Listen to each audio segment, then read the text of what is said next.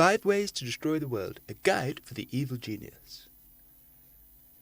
So as a budding evil genius, destroying the world is high up on your to-do list.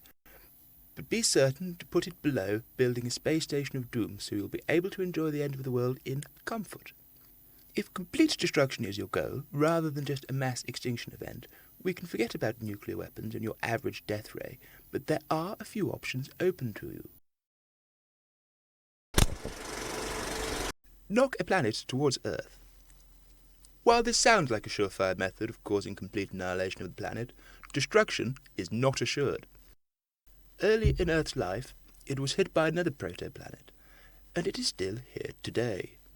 Couple this with the amount of energy you will need to move a planet of the right mass, I would suggest using one of the other methods, if at all possible. Create a black hole. Now, this method may seem much easier than moving a planet. It's simply a matter of colliding some particles at the minimum energy of a black hole, which is 10 to the 19 giga-electron-volts, condensing them to the size of around the Planck length, and hey presto, we have a small black hole.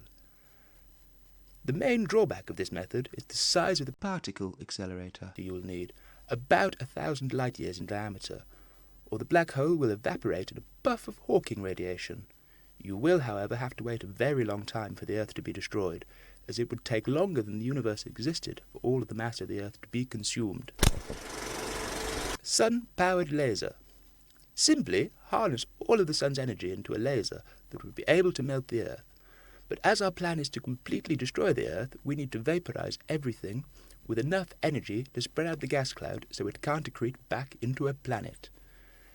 You need to exceed the gravitational binding energy of 2.2 times 10 to the 32 joules, which is a lot, but the Sun releases that in about 7.5 days.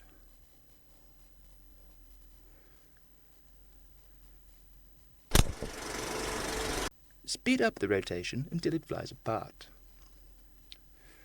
This is one of the more fun methods because you get the chance to watch everything become more and more chaotic before the world finally throws itself apart.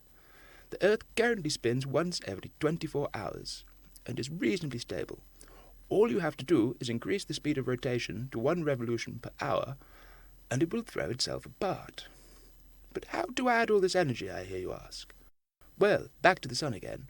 Our 7.5 days of all its energy production can be added more slowly, maybe with large ion propulsion engines mounted at the equator. This will take a very long time and may be a legacy to hand down to future Dark Lords. Antimatter. This is by far the best way to totally obliterate the Earth.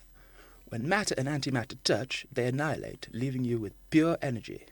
If you equal the Earth's weight with antimatter, you will liberate 1.0371137 times 10 to the 42 joules, or as much energy as the Sun in 106 million years.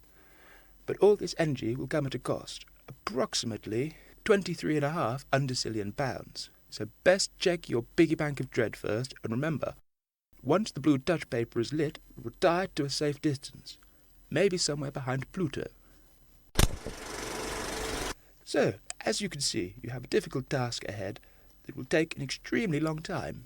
You may find world domination a much more agreeable task, but if you have your heart set on complete desolation, good luck. If you enjoyed this moving picture and would like to show your support, please initiate the subscription algorithm and exert a small force on the like toggle below the cinematograph. Thank you for watching, and as always, keep thinking.